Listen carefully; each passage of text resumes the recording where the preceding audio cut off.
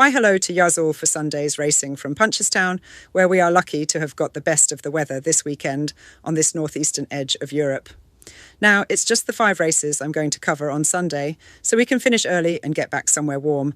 But there are 2 fascinating graded races on the card as the big stables ready their teams for the Dublin Racing Festival next month. And I'll be here for that brilliant weekend for sure, so do check in and we'll try to get a few winners for yours. My Sunday nap is Pure Steel going to post in the Sky Bet Super Sub Novice Chase. A cracking little race this, where a case could be made for all 5. I've been keeping an eye on the markets this week, and Willie Mullins' Capajai Pike is surprisingly the outsider, despite having turned over Salvator Mundi at 7-1 on his first run over fences. Now, that either shows the depth of this field, or Capajai Pike didn't impress as much as the bare result suggests, but I don't see it that way. I was there the last day, and he won deservedly.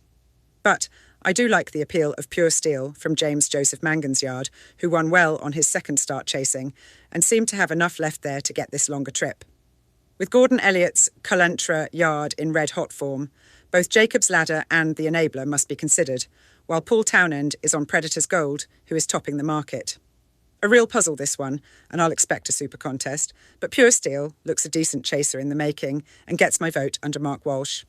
My Sunday next best is in the other graded contest, the Moscow Flyer. Another cracker of a race for Punchestown's Sunday meeting, and named after the great Moscow Flyer, winner of the Arkle in 2002 and the Champion Chase in 2003, achieving a time form rating of 184. It's a big name to live up to. So I'm of the opinion that you can go against the Jolly here, who this week has been Willie Mullins' Sober, the flat recruit that won the Queen Alexandra Stakes at Royal Ascot back in June last year. I will say that on his first start over Timber at Killarney back in May last year, he got over the line but wasn't to me overly convincing, so I'm finding it easy to back Gordon Elliott's Road Exile, who has already assured me of his ability over hurdles.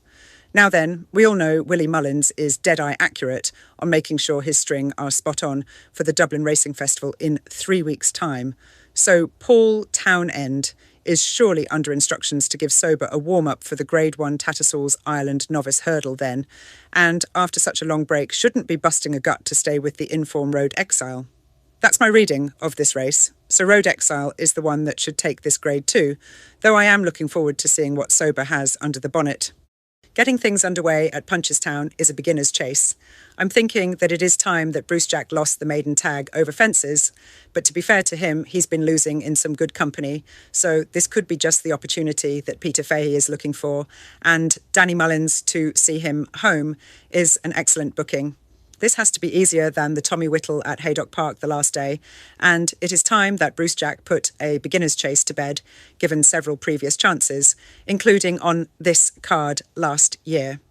I suppose that John McConnell's additional time would rate the danger if race fit after a fair break and taking to fences, but Bruce Jack just edges it for me.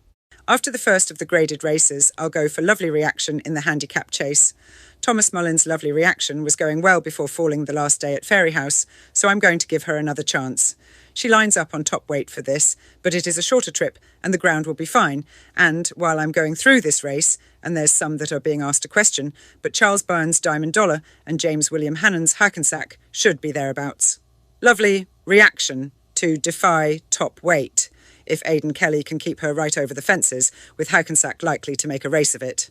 Next up, in the amateur national qualifying race handicap chase, it's Show Your Appreciation, yet another J.P. McManus-owned horse that I'm wanting to see win this, and he wouldn't have to improve much from his run at Navan the last day to take this. That said, Gavin Cromwell's Evie's Vladimir did outstay Show Your Appreciation in that Navan race, but can be a bit in and out, so has risks attached. This pair seems sure to be in the mix, and although Evie's Vladimir has a £7 claimer booked, Show Your Appreciation has Derek O'Connor in charge, and that really appeals to me. 9 Graces won this last year for Barry Connell, but has been in no sort of form so far this season, while Gordon Elliott's Gringo Debrel hasn't really clicked over fences yet, but should be noted on some decent hurdle form. Show Your Appreciation in my JP McManus Appreciation Day is my pick.